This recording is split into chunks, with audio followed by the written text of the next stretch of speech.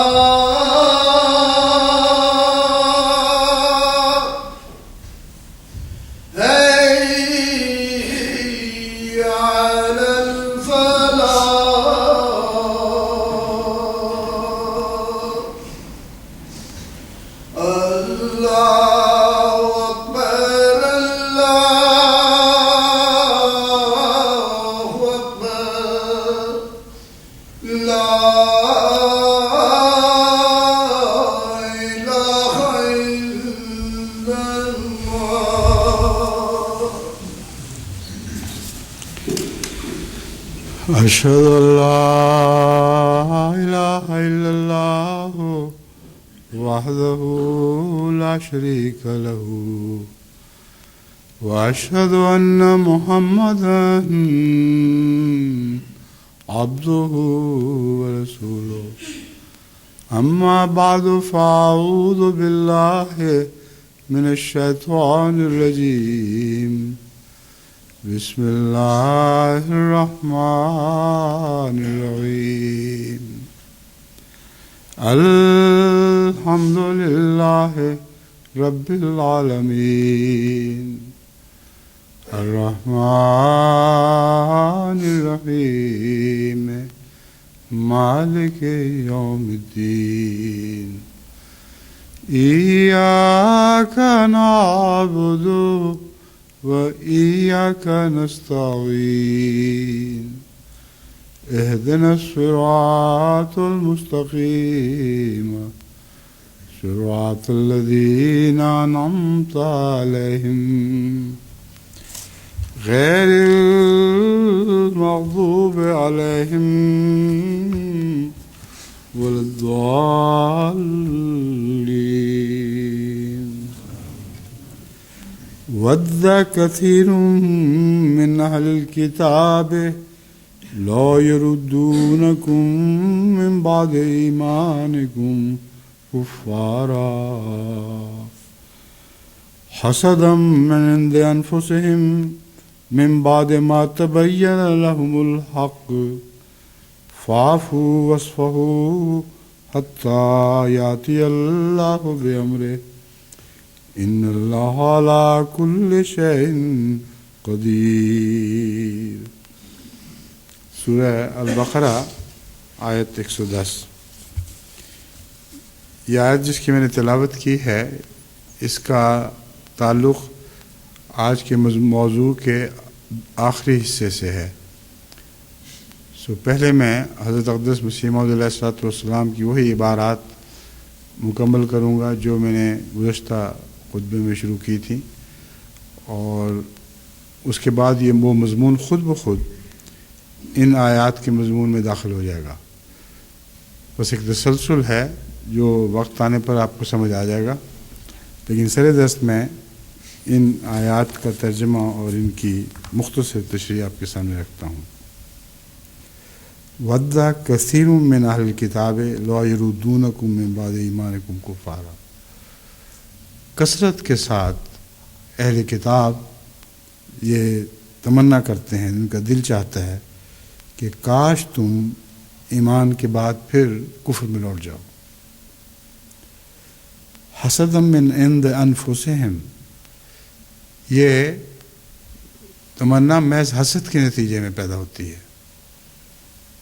من انفسہم، جو ان کے اندر، من عند انفسہم، جو ان کے اندر سے پھوٹتا ہے، من بعد ما تبین لہم الحق، بعد اس کے کہ حق ان پر ظاہر ہو چکا ہوتا ہے، پوری طرح کھل چکا ہوتا ہے۔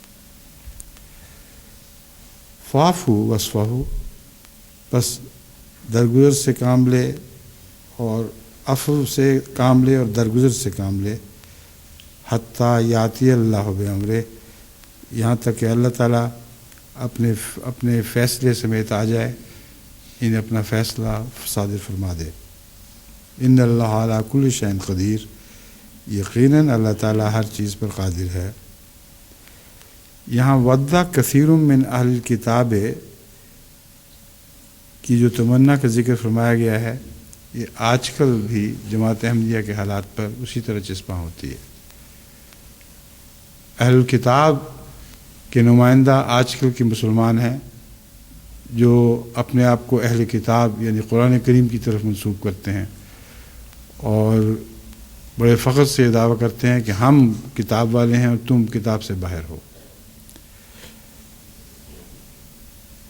یہ لو یردونکم من بعد ایمانکم کفارا، وہ چاہتے ہیں کہ تم ایمان لانے کے بعد کفار ہو جاؤ، دوبارہ انکار کر دو۔ اس بات میں یہ جو ایک لفظ کفارا کا استعمال فرمایا گیا، اس میں ان کی جھوٹی منطق کا پول کھول دیا گیا۔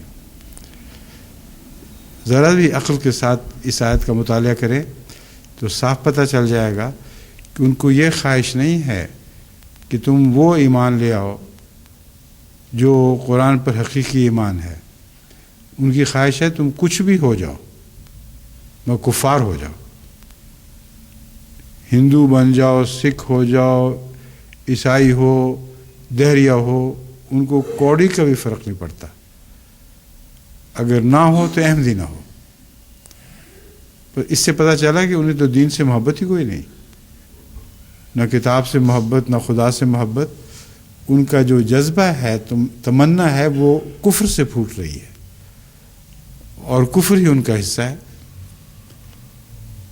چنانچہ قرآن کریم میں یہ فرمایا من بعد ایمانکم کفارا، اس کفارا کے لفظ میں ساری چابی رکھ دی گئی ہے ان کی حقیقت حال کو سمجھنے کے لیے۔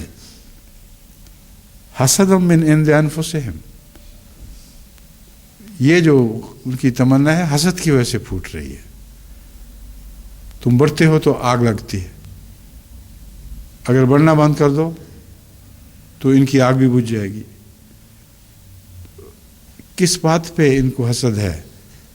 اس بات پر کہ وقت کے امام کو تم نے تسلیم کر لیا ہے، جو خدا نے بھیجا ہوا تھا اس کو مان گئے ہو، اور وہ بڑھ رہا ہے، وہ پھیل رہا ہے، ہر کوشش کر بیٹھے ہیں کسی طرح اس کے ارد گرد پھیلنے اور بڑھنے کو روک سکیں، اس کی نشو و نما کو روک نہیں سکے۔ جب بھی کوئی ایسا شریک ہو، یعنی جسے لوگوں نے اپنا شریک بنا رکھا ہو، اور وہ بڑے اور نشو و نما پائے، اس کے نتیجے میں لازماً حسد پیدا ہوتا ہے، اور حسد من عند انفسہم، ان کی اپنی جانوں میں سے پیدا ہو رہا ہے، ورنہ جو کچھ پھیل رہا ہے وہ تو نیکی پھیل رہی ہے، خدا کا دین پھیل رہا ہے۔ احمدیت اس کے سوا اور کیا پیغام دیتی ہے جو قرآن کریم نے دیا ہے؟ اس کے سوا اور کیا پیغام دیتی ہے جو حضرت اقدس محمد مصطفیٰ صلی اللہ علیہ وسلم نے دیا ہے؟ ایک بات بھی نہیں دکھا سکتے کہ جس میں ہماری کوشش اہل دنیا کو قرآن کریم کی تعلیم پہنچانے کے سوا کچھ اور بھی ہو، حضرت اقدس محمد مصطفیٰ صلی اللہ علیہ وآلہ وسلم کا پیغام پہنچانے کے سوا کچھ اور بھی ہو۔ جب سراسر پیغام نیکی اور قرآن پر مبنی ہے تو پھر ظاہر بات ہے کہ ان کا حسد بے وجہ ہے۔ من عند انفسہم، اپنے اندر ہی سے کہ غضب اٹھ رہا ہے جو ان کو کھائی چلا جا رہا ہے، اور اس کا نتیجہ کیا نکلتا ہے؟ ہاں، ما تبین لہم الحق، انہوں نے پہچان لیا ہے کہ حق پر ہے یہ۔ اگر حق پر پہچاننا ثابت نہ ہوتا تو ہمارا دین بدلنے کی کوشش نہ کرتے۔ یہ عجیب تماشا ہے، عجیب مخمصے میں یہ لوگ پھنس بیٹھے ہیں کہ ہمارا دین بدلانے کی کوشش کر رہے ہیں، اسے قرآن کے دین سے الگ کرنے کی کوشش کر رہے ہیں، محمد رسول اللہ کے دین سے الگ کرنے کی کوشش کر رہے ہیں۔ کہتے ہیں تم یہ تعلیم نہ دو جو قرآن نے دی ہے، یہ تعلیم نہ دو جو محمد رسول اللہ صلی اللہ علیہ وسلم نے دی ہے، پھر ہم راضی ہو جائیں گے۔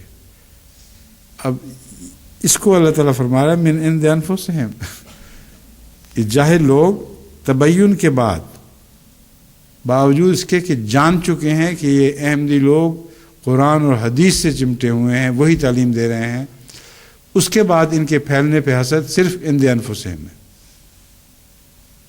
ورنہ قرآن کے پھیلنے سے ان کو حسد کا کیا حق ہے، حدیث کے پھیلنے سے ان کو حسد کا کیا حق ہے۔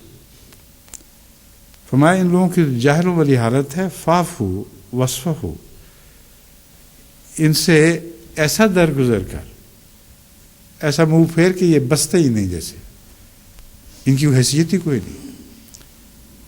اس معاملے کے بعد اللہ ہے جو ان سے نپٹے گا، اور وہی نپٹ سکتا ہے۔ حتی یاتی اللہ بامرہ، یہاں تک کہ اللہ اپنا امر لے کر آ جائے، اپنا آخری فیصلہ سنانے کے لیے ظاہر ہو جائے، اور پھر ان کی کچھ بھی پیش خدا کی تقدیر کے سامنے نہیں چل سکے گی۔ ان اللہ علی کل شیء قدیر، اللہ ہر چیز پر قادر ہے، جب چاہے گا جس طرح چاہے گا وہ اپنی تقدیر کو جاری کر کے دکھائے گا۔ یہ جتنا جلتے ہیں جلتے رہیں، ان کی کچھ پیش نہیں جائے گی۔ یہ مضمون ہے اس آیت کریمہ کا۔ جیسا کہ میں نے بیان کیا تھا، حضرت اقدس مسیح موعود علیہ الصلوۃ والسلام کی ان تحریرات کے بعد جو میں آپ کے سامنے پیش کر رہا ہوں، آخر پر آئے گا اور وہیں اس کا موقع ہے۔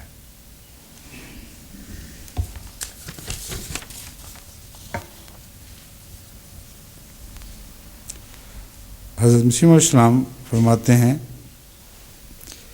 کوئی بلا اور دکھ اللہ تعالیٰ کے ارادہ کے سوا نہیں آتا، اور وہ اس وقت آتا ہے جب اللہ تعالیٰ کی نافرمانی اور مخالفت کی جائے۔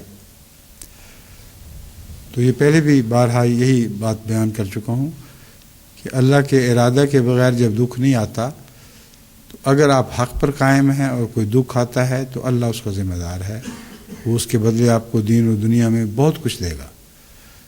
اس لیے رضا کے سوا اور کوئی دین نہیں ہے، اور اگر وہ دکھ ہماری غلطیوں اور کوتاہیوں کی وجہ سے آتا ہے تو پھر بھی اللہ ہی کے حکم سے صادر ہوتا ہے۔ اس وقت استغفار کرنا چاہیے اور اللہ تعالیٰ کی طرف توجہ کرنی چاہیے کہ ہم سے بے وقوفیاں ہوئیں، ہم سے غلطیاں سرزد ہوئیں، اور ہم نے ان کا نتیجہ دیکھ لیا ہے، اب تو اس کو ٹال دے اور ہم پر فضل فرما۔ اور ایک دکھ وہ ہے جو نافرمانی اور مخالفت کی وجہ سے آتا ہے، جس کا ذکر حضرت مسیح علیہ السلام مخالفین کے تعلق میں کر رہے ہیں۔ جو مخالفوں پر بلا پڑے گی وہ مخالفت کی وجہ سے آتی ہے، اور مسلمانوں اور مومنوں کا اس سے کوئی تعلق نہیں۔ پہلے گروہ کا ذکر ختم ہوا، اب نیا گروہ شروع ہوا ہے۔ وہ اس وقت آتا ہے جب اللہ تعالیٰ کی نافرمانی اور مخالفت کی جائے۔ اب ایسے بھی لوگ ہیں جو اللہ تعالیٰ کی نافرمانی اور مخالفت کرتے ہیں، جن کا اس آیت کریمہ میں ذکر موجود ہے جو میں پہلے بیان کر چکا ہوں۔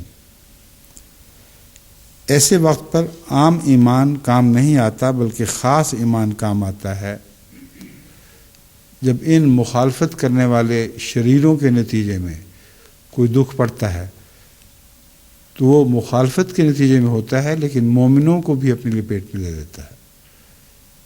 یہ مضمون ہے جو حضرت مسیح علیہ السلام نے قرآن کریم کے حوالے سے بارہا بیان فرمایا ہے کہ پھر یہ ضروری نہیں کہ مخالفت کا وبال صرف مخالفوں پر پڑے۔ مخالفت کا وبال بعض دفعہ اتنا سخت اور اتنا عام ہوتا ہے کہ وہ مومنوں پر بھی پڑ جاتا ہے، سوائے اس کے کہ کوئی خاص ایمان رکھتا ہو۔ وہ خاص ایمان جو ہے وہ ایک ایسی ایمان کی قسم ہے جو کسی شخص کو اللہ کی پناہ میں مکمل طور پر گھیر لیتا ہے۔ بس ان کا ایمان ہے جو انہیں اللہ کی پناہ میں گھیرتا ہے، اور وبائیں کیسی بھی عام کیوں نہ ہو، وبال کس قسم کا بھی کچھ نہ ہو، کس قسم کا بھی ہو، یہ خدا کے مومن بندے ہر حال میں بچائے جاتے ہیں۔ تو یہ خارق عادت ایمان ہے جس کو مسیح علیہ السلام نے لفظ خارق عادت کے تحت اور جگہ بیان فرمایا ہے اور اس کا گر بھی سمجھا دیا ہے۔ خارق عادت کا مطلب ہے عام عادت سے ہٹا ہوا، عام عادت کو توڑتا ہوا، اور اللہ تعالیٰ اپنے بندوں سے عام حالت کو توڑتا ہوا تعلق رکھتا ہے جب وہ اللہ سے عام حالات کو توڑتے ہوئے اس سے تعلق رکھتے ہیں۔ بس یہ دو طرفہ معاملہ ہے۔ خدا کے جو نیک بندے جو اپنی عادات کو خدا کے لیے ایسا بدلتے ہیں کہ عام لوگ نہیں بدلا کرتے، ان کے متعلق اللہ تعالیٰ کا بھی یہی فیصلہ ہے کہ لازماً ان سے خارق عادت تعلق رکھے گا، آگ میں پڑیں گے بھی تو آگ سے بچائے جائیں گے۔ یہی لوگ ہیں جن پر آگ ٹھنڈی کی جاتی ہے۔ بس حضرت مسیح علیہ السلام نافرمانی اور مخالفت کے نتیجے میں بھڑکنے والی آگ کا ذکر فرماتے ہوئے فرماتے ہیں مگر ایسے لوگ ہیں جن کا خاص ایمان ہے، وہ ان بلاؤں سے حصہ لیتے ہیں، اور اللہ تعالیٰ جو لوگ عام ایمان رکھتے ہیں وہ ان بلاؤں سے حصہ لیتے ہیں، اور اللہ تعالیٰ ان کی پرواہ نہیں کرتا، مگر جو خاص ایمان رکھتے ہیں اللہ تعالیٰ ان کی طرف رجوع کرتا ہے اور آپ ان کی حفاظت فرماتا ہے۔ من کان اللہ لہو، جو اللہ کا ہو جائے اللہ اس کا ہو جاتا ہے۔ بہت سے لوگ ہیں جو زبان سے لا الہ الا اللہ کا اقرار کرتے ہیں اور اپنے اسلام اور ایمان کا دعویٰ کرتے ہیں، مگر وہ اللہ تعالیٰ کے لیے دکھ نہیں اٹھاتے۔ اب یہ دکھ اٹھانے کا معاملہ عام لوگوں کے ایمان کو دوسروں کے ایمان سے مختلف کر دیتا ہے۔ پاکستان میں جو کچھ ہو رہا ہے اس میں خدا کی خاطر دکھ اٹھانے والوں کا معاملہ ایسا ہے جو خدا کے نزدیک خارق عادت ہی شمار ہوگا، کیونکہ وہ جانتے بوجھتے اللہ کی خاطر بندوں کا دکھ قبول کر لیتے ہیں اور اللہ تعالیٰ کے عذاب سے ڈرتے ہیں، اور وہ حرکت نہیں کرتے جو خدا کی ناراضگی کا موجب بنے۔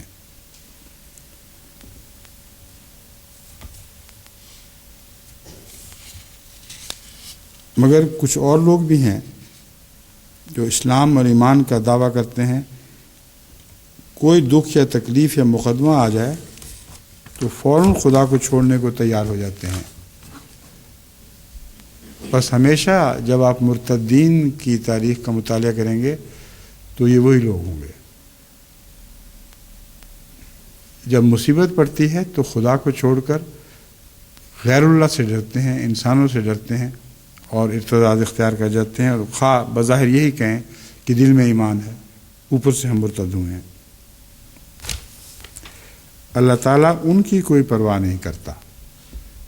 جو پہلے لفظ پرواہ تھا اس سے غلط فہمی تھی کہ عام مومنوں کی پرواہ نہیں کرتا، مگر عام مومن جب آزمائے جائیں اور آزمائش میں پورا نہ اتریں اور غیر اللہ کے ہو جائیں اور نظر آ جائے کہ ان کا اللہ سے نہیں بلکہ بندوں سے تعلق ہے، ایسے لوگوں کی اللہ پرواہ نہیں کرتا۔ مگر جو خاص ایمان رکھتا ہو اور ہر حال میں خدا کے ساتھ ہو اور دکھ اٹھانے کو تیار ہو جاوے تو خدا تعالیٰ اس سے دکھ اٹھا لیتا ہے۔ جو دکھ اٹھا لے، خدا کی خاطر دکھ اٹھائے، اللہ اس سے دکھ اٹھا لیتا ہے۔ کتنا پیارا کلام ہے، کتنا فصیح و بلیغ کلمہ ہے کہ جو خدا کی خاطر دکھ اٹھا لیتا ہے اللہ اس کا دکھ اٹھا لیتا ہے، اور 2 مصیبتیں اس پر جمع نہیں کرتا۔ دکھ کا اصل علاج دکھ ہی ہے، اور مومن پر 2 بلائیں جمع نہیں کی جاتی۔ بس جو اللہ کی خاطر دکھ اٹھاتا ہے، اللہ اس کا دکھ اٹھاتا ہے، اور خدا کے غضب کی بلا اس کے ساتھ شامل نہیں ہوتی۔ بس 2 بلائیں بیک وقت اس کو سزا نہیں دیتی کہ بندوں کی سزا بھی پہنچ رہی ہو اور اللہ کی سزا بھی پہنچ رہی ہو۔ بس اللہ اس کا دکھ اٹھا لیتا ہے، یہ معنی رکھتا ہے کہ اپنی طرف سے اس کو محفوظ قرار دے دیتا ہے، اور اسے کبھی پھر خدا کی طرف سے کوئی ناراضگی کا دکھ نہیں پہنچتا۔ ایک وہ دکھ ہے جو انسان خدا کے لیے اپنے نفس پر قبول کرتا ہے، اور ایک وہ بلائے ناگہانی، ایک بلائے ناگہانی بھی ہوتی ہے۔ ایسی بلائے ناگہانی سے بھی خدا اس کو بچا لیتا ہے۔ اچانک آسمان سے نازل ہونے والے مصائب یا رونما ہونے والے دنیا کی سے رونما ہونے والے مسائل ایسے ہیں جن سے خدا تعالیٰ اس کو بچاتا ہے۔ بس یہ دن ایسے ہیں کہ بہت توبہ کرو۔ یہ مضمون بہت باریک اور لطیف ہے، مگر ایک ایک لفظ اس کا حالات پر صادق آتا ہے۔ بعض لوگ سمجھیں، شاید غلط فہمی سے یہ سمجھیں کہ بلائے ناگہانی تو مومنوں پر بھی پڑ جاتی ہے۔ بلائے ناگہانی کی قسمیں الگ الگ ہیں۔ ایک بلائے ناگہانی ہے جس کو حادثاتی بلا کہتے ہیں، ایک بلائے ناگہانی ہے جو خدا کی ناراضگی کے ساتھ مل کر پڑتی ہے۔ تو جو حادثاتی بلائے ناگہانی ہے اس میں تو خدا کے بڑے بڑے نیک بندے بھی مارے جاتے ہیں، ہرگز اس کا ذکر نہیں ہو رہا۔ خدا سے تعلق یا عدم تعلق کی بات ہو رہی ہے۔ بس بلائے ناگہانی سے مراد وہ بلائے ناگہانی ہے جو کسی شخص کو مثلاً خدا کے غضب کے نتیجے میں گھیر لے، یا وہ بلائے ناگہانی جس کے نتیجے میں دنیا سمجھے کہ اللہ نے اس بندے کو چھوڑ دیا ہے۔ وہ اگر دنیاوی بلائے ناگہانی بھی ہوگی تو اس تعلق سے خدا اس کو بچاتا ہے۔ بس بسا اوقات حضرت مسیح موعود علیہ الصلوۃ والسلام کے ساتھ یہی معاملہ ہوا کہ بلائے ناگہانی خدا کی طرف سے معین طور پر نازل نہیں ہوئی تھی، ایک عام بلائے ناگہانی تھی، مگر اگر پڑ جاتی تو دنیا یہی نتیجہ نکالتی کہ دیکھو یہ خدا سے دور تھا، اس لیے اللہ نے اس کو پکڑ لیا۔ ان واقعات کی بے شمار مثالیں ہیں، اگر آپ غور کریں حضرت مسیح علیہ الصلوۃ والسلام کی سوانح پڑھتے ہوئے تو آپ کو دکھائی دیں گی۔ تو یہ حضرت مسیح علیہ السلام کے جو لطیف خطابات ہیں یا تحریرات ہیں، ان پر گہرا غور کیے بغیر ان کی سمجھ نہیں آ سکتی۔ اس لیے یہ مجبوری ہے کہ میں آپ کو ایک ایک لفظ بتا کر دکھا کر سمجھانا چاہ رہا ہوں، کیونکہ میرے پاس اس کے سوا کوئی فریضہ نہیں کہ وقت کے امام کی زبان کو آپ پر آسان کر دوں، اور جو مسیح موعود علیہ الصلوۃ والسلام فرماتے ہیں وہ آپ پر خوب اچھی طرح کھول دوں۔ یہ سب باتیں بیان کرنے کے بعد حضرت مسیح موعود علیہ الصلوۃ والسلام ایک پیشگوئی فرماتے ہیں، اور اس پیشگوئی کے ذکر میں وہ حسد کا معاملہ آئے گا جس کی طرف میں نے اشارہ کیا تھا۔ فرماتے ہیں، میں بڑے دعوے اور استقلال سے کہتا ہوں کہ میں سچ پر ہوں، اور خدا تعالیٰ کے فضل سے اس میدان میں میری ہی فتح ہے، اور جہاں تک میں دوربین نظر سے کام لیتا ہوں تمام دنیا اپنی سچائی کے تحت اقدام دیکھتا ہوں۔ جہاں تک میں دوربین نظر سے کام لیتا ہوں تمام دنیا اپنی سچائی کے تحت اقدام دیکھتا ہوں۔ یہ دوربین نظر سے مراد ہے مستقبل میں یہ ہو کے رہنا ہے، اور جن لوگوں کے پاس دوربین نہ ہو ان کو نزدیک کی چیزیں تو دکھائی دیتی ہیں، دور کی چیزیں دکھائی نہیں دیتی۔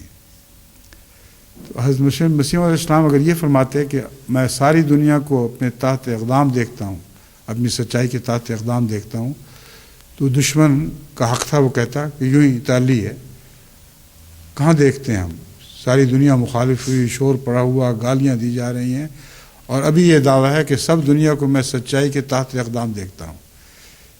دیکھیں کتنا پیارا کلام ہے، اتنے باریک نظر سے جو خوردبینی نظر ہے دوربین اٹھا لی ہے اور فرمایا میں دوربین نظر سے کام لیتا ہوں، اور جب میں دوربین نظر سے کام لیتا ہوں تو تمام دنیا اپنی سچائی کے تحت اقدام دیکھتا ہوں۔ یہ ہو کر رہنا ہے، کوئی دنیا کا انسان یا قوم اس تقدیر کو بدل نہیں سکتی۔ کیوں ایسا ہوگا؟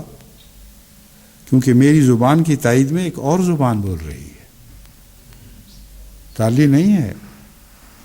میں اس لیے دعویٰ کر رہا ہوں کہ میری زبان کی تائید میں ایک اور زبان بول رہی ہے، اور میرے ہاتھ کی تقویت کے لیے ایک اور ہاتھ چل رہا ہے جو اللہ کا ہاتھ ہے، جس کو دنیا نہیں دیکھتی مگر میں دیکھ رہا ہوں۔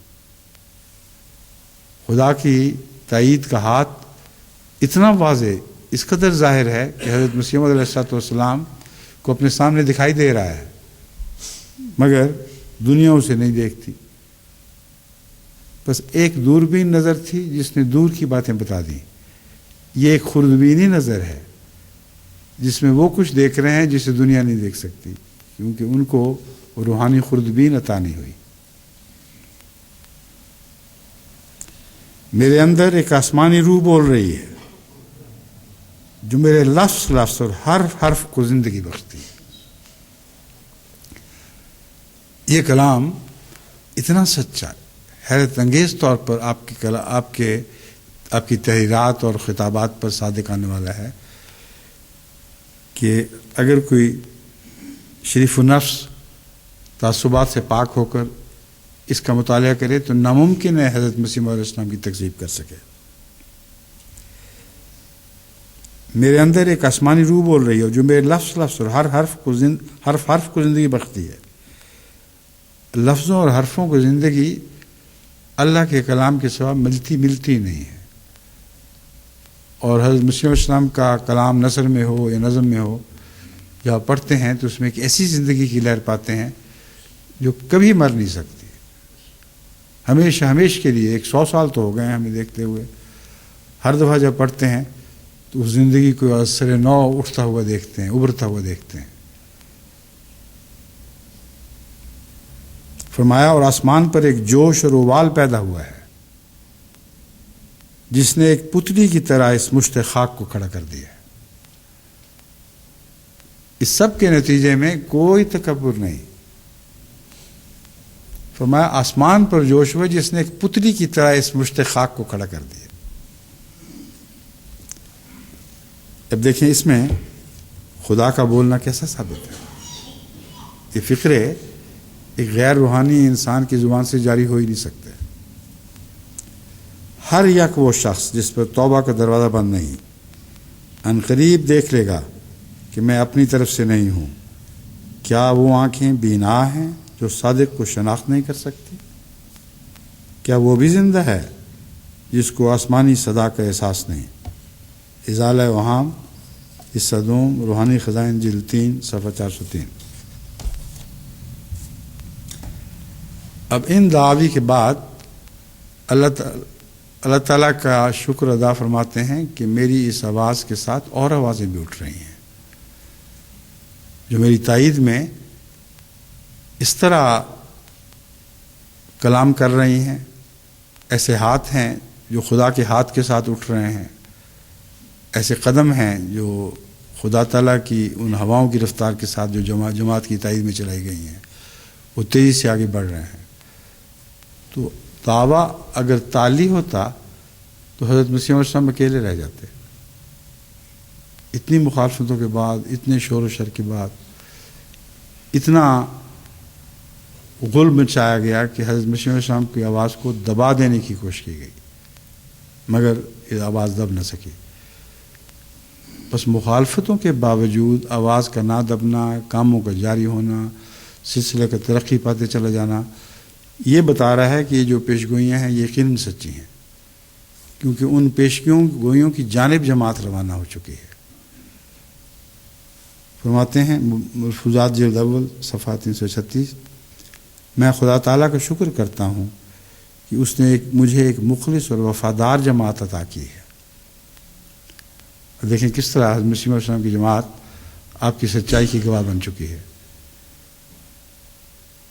میں دیکھتا ہوں کہ جس کام اور مقصد کے لیے میں ان کو بلاتا ہوں، نہایت تیزی اور جوش کے ساتھ ایک دوسرے سے پہلے اپنی ہمت اور توفیق کے موافق آگے بڑھتے ہیں۔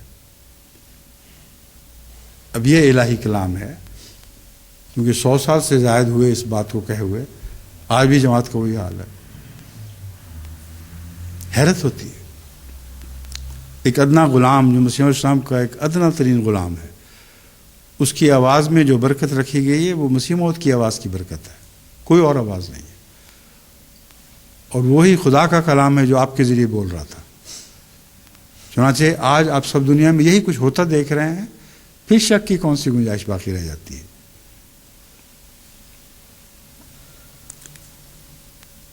اپنی ہمت اور توفیق کے موافق آگے بڑھتے ہیں، اور میں دیکھتا ہوں کہ ان میں ایک صدق اور اخلاص پایا جاتا ہے۔ میری طرف سے کسی امر کا ارشاد ہوتا ہے اور وہ تعمیل کے لیے تیار۔ اس بات نے آگ لگائی ہوئی ہے۔ جو کئی طرف سے کوششیں ہو رہی ہیں جماعت کو کم کرنے گھٹانے کی، یہ آگ لگی ہوئی ہے کہ جماعت اتنی وفادار، اتنی عاشق کہ جو کچھ ہم کر دیکھیں اس کو خاک برابر نہیں سمجھتے، آگ میں ڈال دیتے ہیں جو کچھ ہم بکواس کرتے ہیں یا کوشش کرتے ہیں مخالفت کی، اور یہ جماعت اپنے اخلاص میں ترقی کرتی چلی جا رہی ہے، وفا کا دامن نہیں چھوڑتی۔ اس لیے نہیں چھوڑتی کہ اللہ کا حکم ہے، اس لیے نہیں چھوڑتی کہ حضرت مسیح علیہ السلام کے کلام کے ساتھ خدا کا کلام ہے جو جاری ہوتا ہے، پھر اس کو بدل کیسے سکتے ہیں؟ جو مرضی کر لیں، کبھی تبدیل نہیں کر سکتے۔ حقیقت میں کوئی قوم اور جماعت تیار نہیں ہو سکتی۔ اب آئندہ کے آنے والے واقعات کو اس طرح منسلک فرما دیا ہے۔ حقیقت میں کوئی قوم اور جماعت تیار نہیں ہو سکتی جب تک کہ اس میں اپنے امام کی اطاعت اور اتباع کے لیے اس قسم کا جوش اور اخلاص اور وفا کا مادہ نہ ہو۔ بس یہ مسیح علیہ السلام کی پیشگوئی آج آپ کے ذریعے پوری ہو رہی ہے۔ آپ فرماتے ہیں جب بھی امام کے ساتھ یہ تعلق ہوگا، لازماً جماعت ترقی کرے گی اور پھیلے گی، اور کوئی دنیا کی طاقت اسے روک نہیں سکتی۔ یہ ہے وہ مضمون جس نے حسد کی راہیں کھولی ہیں، جس کے نتیجے میں بہت سخت ایک بلا حسد کی پڑ گئی ہے لوگوں پر، اور وہ کوشش کر رہے ہیں کہ کسی طرح ان کو ختم کر دیں۔ چنانچہ قرآن کریم سورہ البقرہ میں اسی مضمون کو یوں بیان فرماتا ہے، ما یود الذین کفروا من اہل الکتاب والمشرکین ان ینزل علیکم من خیر من ربکم واللہ یختص برحمتہ من یشاء واللہ ذو الفضل العظیم۔ اہل کتاب میں سے اور مشرکوں میں سے جن لوگوں نے ہمارے رسولوں کا انکار کیا ہے، وہ پسند نہیں کرتے کہ تم پر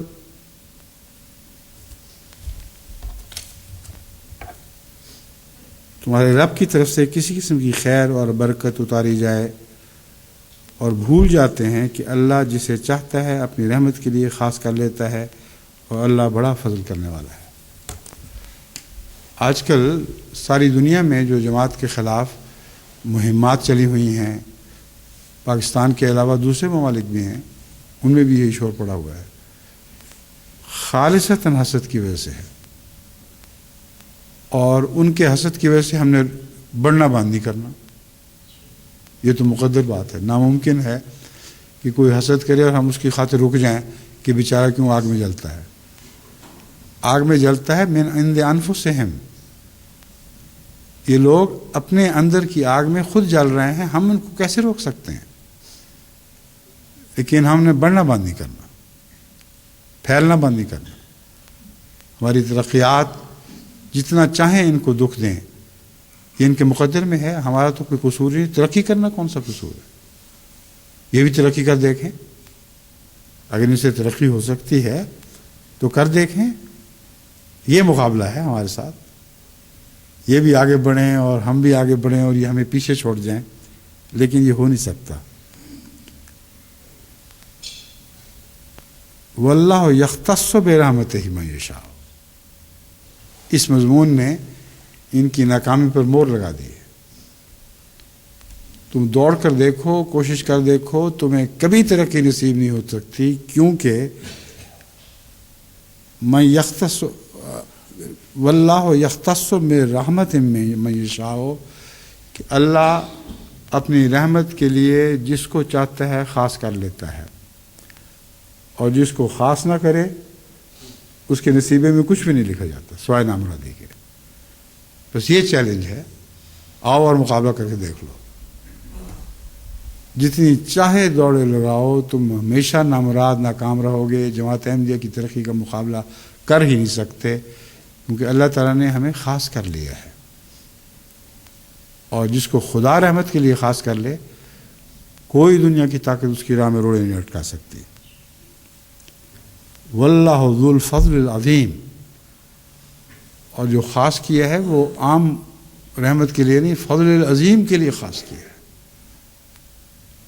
ذو الفضل العظیم کا مضمون سورہ جمعہ کی ان آیات کی یاد دلاتا ہے جس میں حضرت صلی اللہ علیہ وآلہ وسلم کی بعثت ثانیہ کے ساتھ یہ ذکر فرمایا گیا تھا کہ جس کو چاہے وہ چنے گا، واللہ ذو الفضل العظیم، اور اللہ بہت بڑے فضل والا ہے۔ تو یہ تو 1400 سال پہلے قرآن نے تقدیر ظاہر کر دی تھی، آج کی بنائی ہوئی باتیں تو نہیں ہیں۔ قرآن نے فیصلہ کر دیا تھا کہ جب خدا چاہے گا جس کو چاہے گا چنے گا، اور کوئی اس میں روک نہیں بن سکتا، خدا کی اس جاری تقدیر کی راہ میں روک نہیں بن سکتا، اور دنیا دیکھے گی واللہ ذو الفضل العظیم، اللہ بہت بڑے فضل والا ہے۔ یہ فضل ہے جو آپ پر نازل ہونے والے ہیں، یہ فضل ہیں جو آپ پر نازل ہو رہے ہیں۔ ان فضلوں کو روکنے کے لیے حسد کی آگ بھڑک رہی ہے، اس لیے لوگوں کے حسد کی آگ کی وجہ سے آپ کے قدم کیسے رک سکتے ہیں؟ یہ ناممکن ہے۔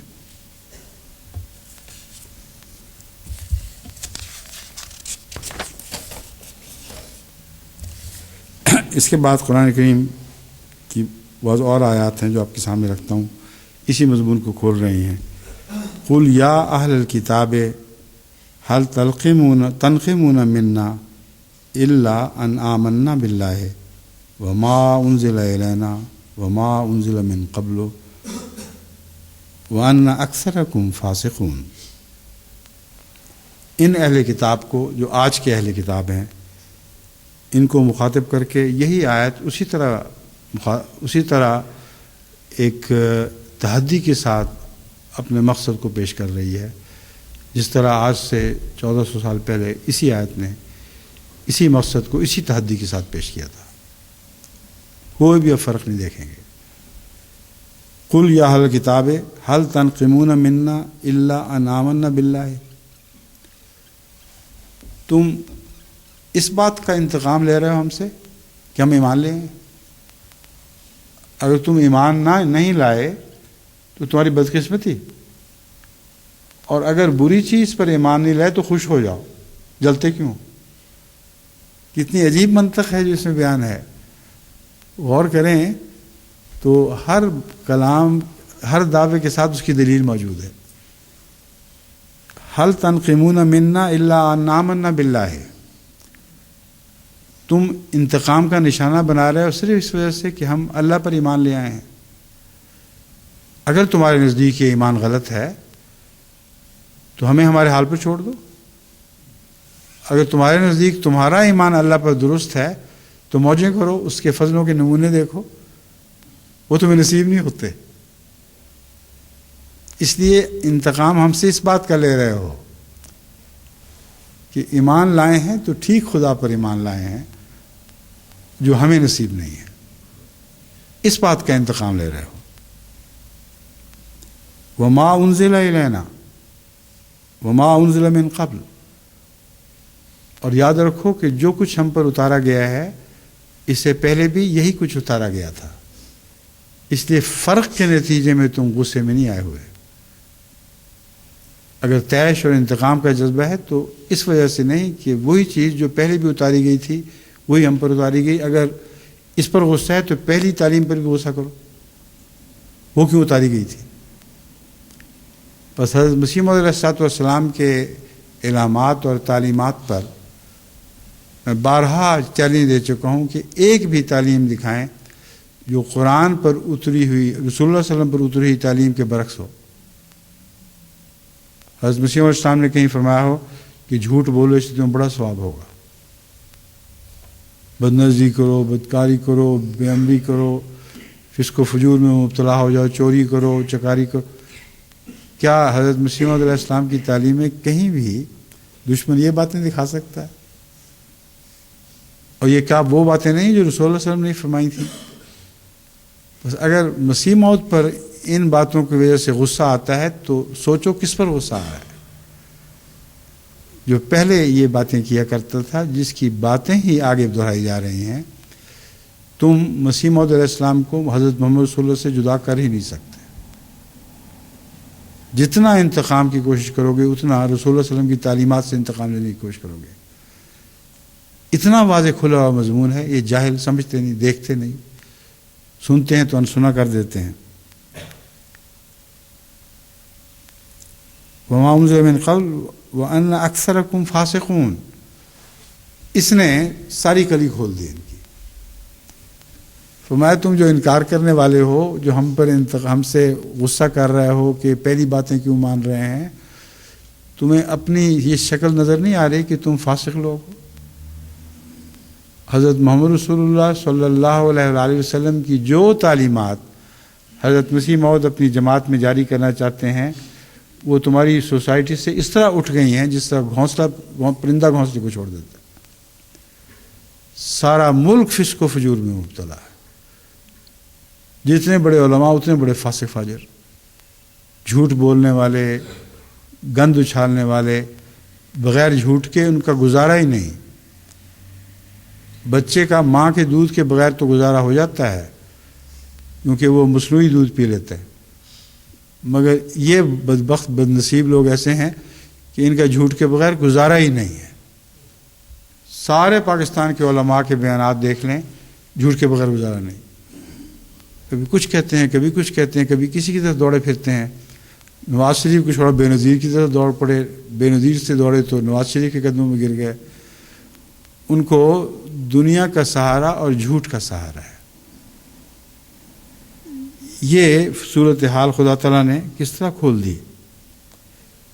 ان اکثرکم فاسقون، تم دیکھتے نہیں، انتقام لے رہے ہو ایسی جماعت سے جو محمد رسول اللہ پر کی باتوں پر عمل کر رہی ہے، اور کوشش کر رہے ہو ان کو ان باتوں سے ہٹانے کی۔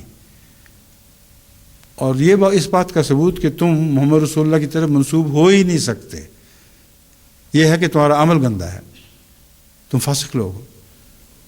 کیا رسول اللہ صلی اللہ علیہ وآلہ وسلم کے طرف منسوب ہونے والوں کی یہ تعریف قرآن کریم نے فرمائی ہے؟ محمد رسول اللہ والذین معہ، یہ تو پڑھ کے دیکھو۔ حضرت صلی اللہ علیہ وآلہ وسلم کے ساتھ کون مرد ہیں جن کو خدا نے تعریف کے ساتھ یاد کیا ہے؟ تمہاری شکلوں پر یہ آیت پوری اترتی، انا للہ و انا الیہ راجعون۔ خود کبھی دل میں ڈوب کر غور کر کے دیکھو کہ رسول اللہ صلی اللہ علیہ وسلم کے زمانے میں تمہاری صورتیں ہوتی تو کیا ہوتی؟ یہ وہ نحوستیں ہیں جو مسلمانوں کو کبھی نصیب نہیں ہوئی، جو حضرت صلی اللہ علیہ وآلہ وسلم کے زمانے میں مسلمانوں کی صورتوں سے انقاع تھیں، نام و نشان نہیں تھا ان کی صورتوں پر، اس کردار کا جو تم لوگ کر رہے ہو، جس کی وجہ سے چہروں پر سیاہی ملی جا رہی ہے۔ قل هل انبئکم بالشر من ذلک مثوبۃ عند اللہ، مثوبۃ عند اللہ، کیا ان سے کہہ دو کہ کیا تم میں اس سے بھی زیادہ ایک ناپسندیدہ بات نہ کروں جو اللہ کے نزدیک بہت ہی بری ہے۔ لعنت اللہ عند اللہ من لعنہ اللہ وغضب علیہ وجعل منہم القردۃ والخنازیر وعبد الطاغوت اولئک شر مکانا واضل عن سواء السبیل۔ تم کس بات کا انتظار کر رہے ہو؟ ان حرکتوں کے ساتھ رسول اللہ صلی اللہ علیہ وسلم کی طرف منسوب ہونے کا دعویٰ کرتے ہوئے غیر انسانی حرکتیں، جانوروں سے گری ہوئی حرکتیں، بندروں سے بھی گندی حرکتیں، سوروں سے بھی گندی حرکتیں، یہ اللہ فرما رہا ہے، اس پہ جتنا مرضی غصہ کر لو، اس کا انتقام تو ہم سے ہی لوگے تم، کہ ہم سور بندر کیسے بنا دیے گئے، مگر اللہ اس انتقام سے بچائے گا۔ لیکن یہ الفاظ اللہ تعالیٰ کے ہیں، قرآن کریم فرما رہا ہے کہ ہم تمہیں موجودہ فسق و فجور کی حالت سے بدتر حالت کی نشاندہی نہ کریں جس کی طرف تم بڑھ رہے ہو۔ لازم ہے کہ تمہاری یہ صورتیں بالآخر ظاہر ہو جائیں، بلکہ یقیناً ہے کہ وہ ظاہر ہو چکی ہیں۔ من لعنہ اللہ، وہ فاسق فاجر جو رسول اللہ صلی اللہ علیہ وسلم کی طرف منسوب ہوتے ہوں اور آپ کے دین کو بگاڑتے ہوں، ان پر اللہ تعالیٰ کی لعنت۔ اب لعنت کا مضمون دیکھ لو، بے شک کس پر پڑ رہی ہے، تم پر یا ہم پر؟ تم ایک دو ملکوں میں سمٹے ہوئے اپنی برتری کی فخر کر رہے ہو، سمجھتے ہو کہ تم بڑے زور والے ہو، لیکن کس چیز کا زور ہے؟ سوائے جھوٹ، فساد، فسق و فجور کی کوئی زور ہے ہی نہیں تمہارا۔ اور احمدیت دنیا کے 160 ممالک سے زائد میں پھیلی ہوئی ہے،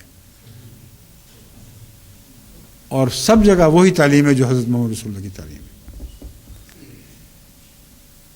تو لعنت، یہ لعنت ہے خدا کی کہ خدا تعالیٰ کی پاک رسول حضرت محمد رسول اللہ کی تعلیم 160 سے زائد ملکوں میں پھیل رہی ہو، اور جو بھی اس کو اختیار کرے وہ نیک ہو رہا ہو، وہ اپنی بدیاں چھوڑ رہا ہو اور نیکیاں اختیار کر رہا ہو۔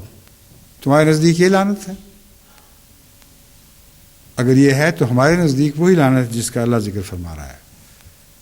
سارے ملک میں فساد برپا ہو، قیامت آئی ہو، نہ بچوں کی عزت محفوظ، نہ عورتوں کی عزت محفوظ، ڈاکے عام ہوں، پولیس ڈاکوں میں مددگار ہو، اور کسی جگہ کہیں امن کا نام و نشان نہ ہو، یہ لعنت نہیں ہے؟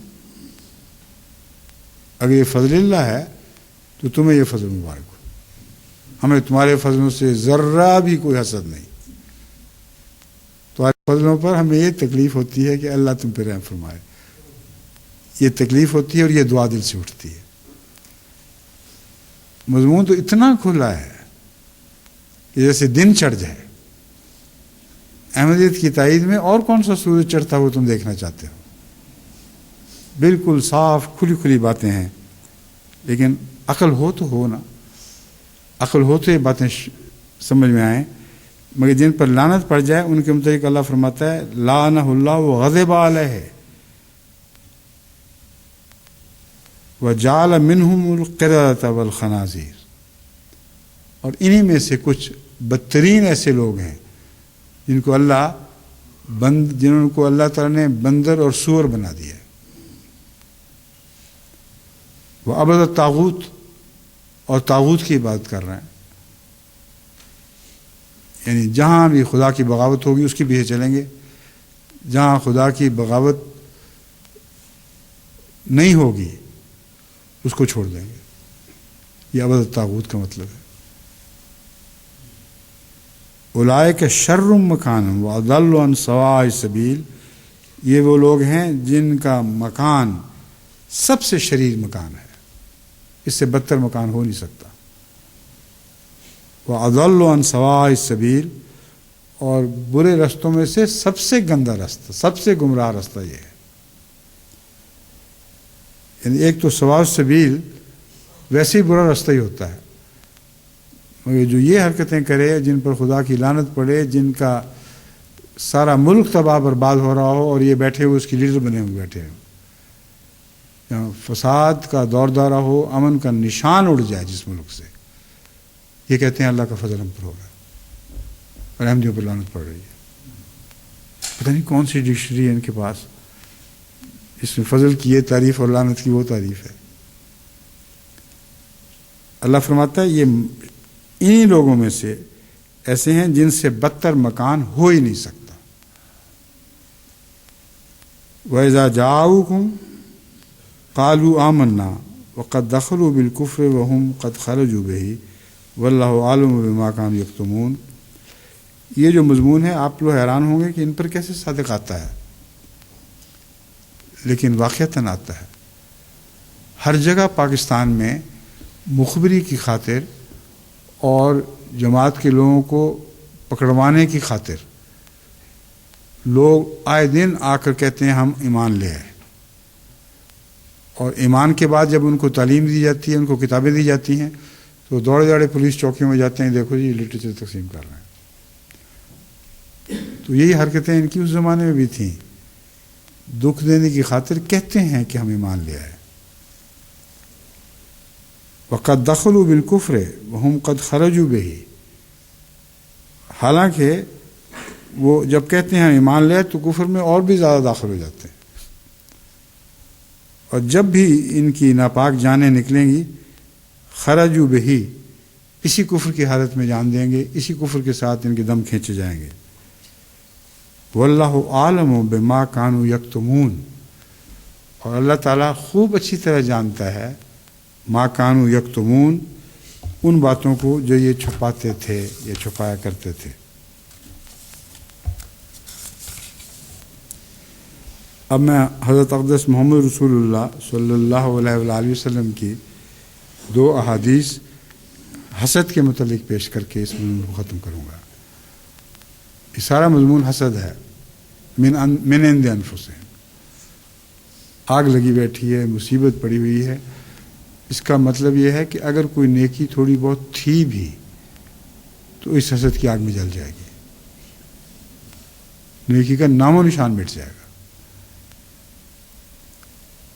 عن ابی ہریرہ رضی اللہ تعالی عنہ ان النبی صلی اللہ علیہ وسلم قال ایاکم والحسد فإن الحسد یاکل الحسنات کما تاکل النار الحطب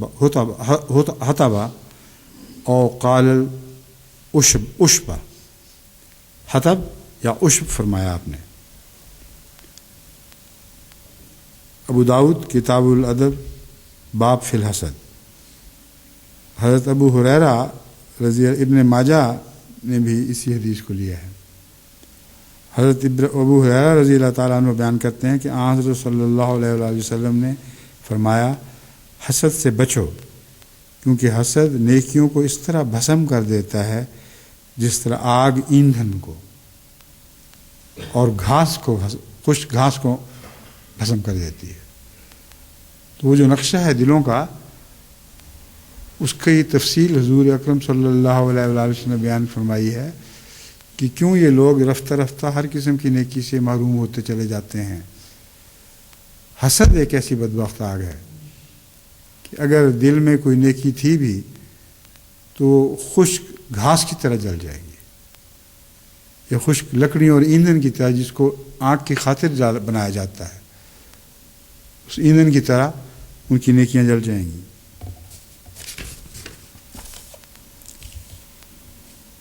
حضرت مسیم علیہ السلام، اس کے بعد رسول اللہ صلی اللہ علیہ وسلم کی دوسری حدیث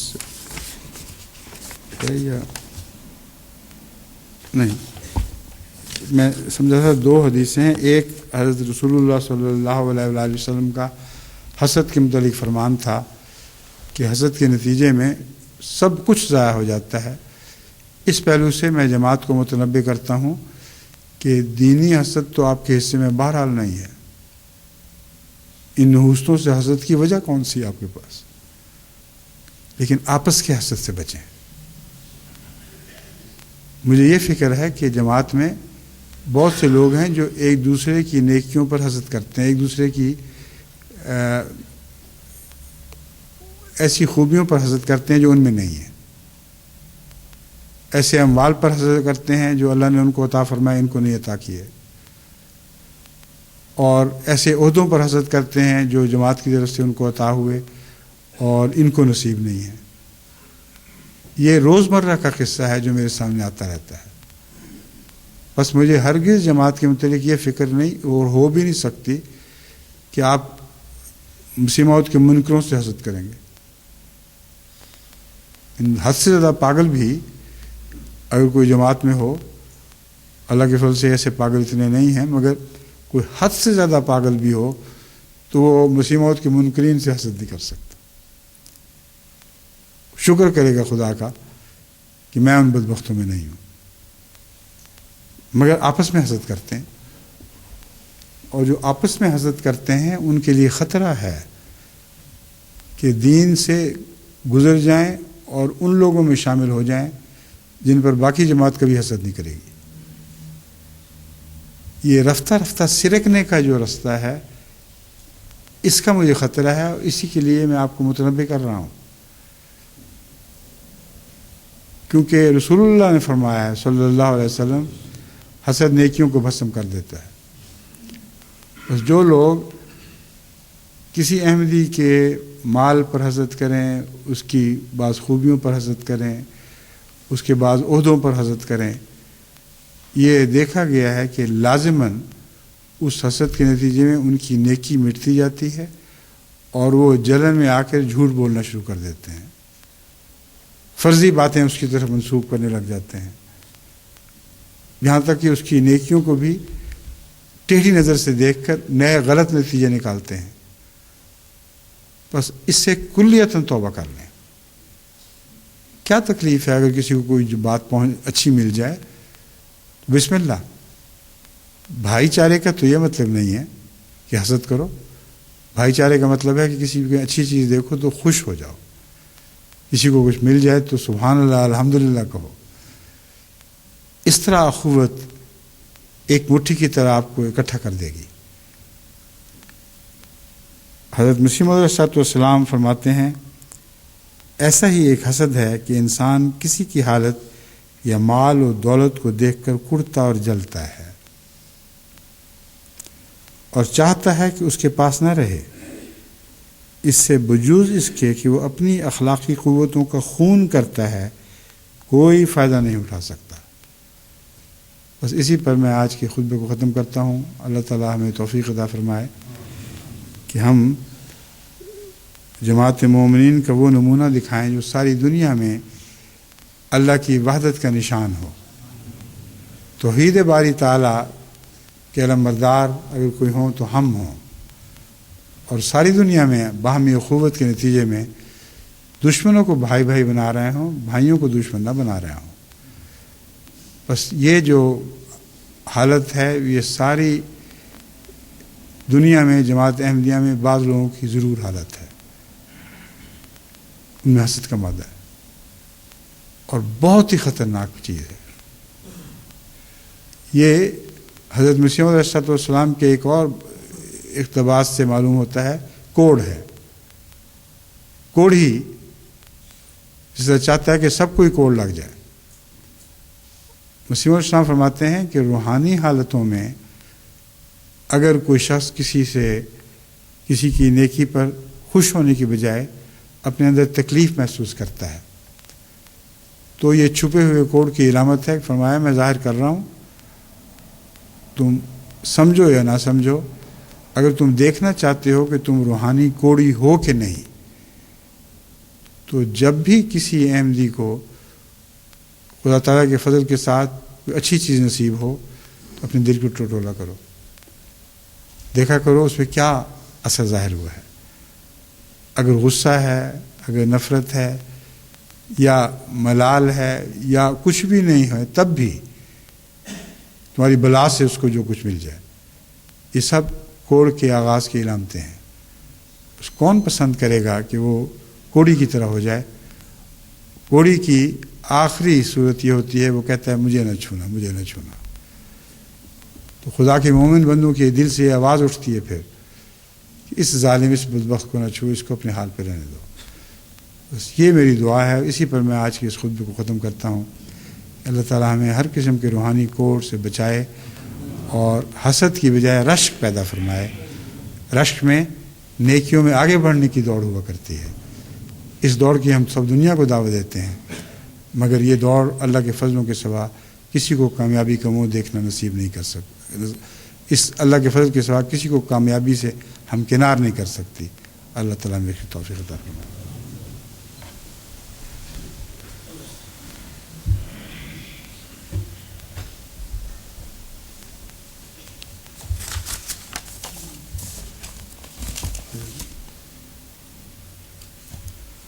الحمد لله نحمده ونستعينه ونستغفره ونؤمن به ونتوكل عليه ونعوذ بالله من شرور أنفسنا ومن سيئات أعمالنا من يهده الله فلا مضل له ومن يضلله فلا هادي له ونشهد أن لا إله إلا الله وحده لا شريك له ونشهد أن محمدا عبده ورسوله عباد الله رحمكم الله إن الله يأمر بالعدل والإحسان وإيتاء ذي القربى وينهى عن الفحشاء والمنكر والبغي يعظكم لعلكم تذكرون اذكروا الله يذكركم وادعوه يستجب لكم ولذكر الله أكبر